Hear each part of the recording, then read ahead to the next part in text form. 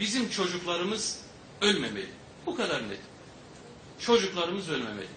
Kürt, Türk, asker, polis, gerilla, sivil fark etmez. Ölmemeli. Önce bu cümleyi amasız, ancaksız kurabilmeliyiz.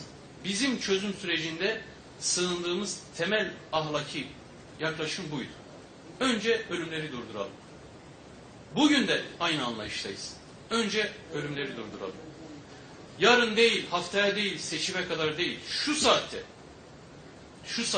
bir kez daha İzmir'den çağrı yapmak istiyorum. Ölümlerin derhal durması lazım. PKK'nin amasız, ancaksız, silahlı, bombalı şiddet eylemlerini şehirlerde, dağlarda durdurması lazım.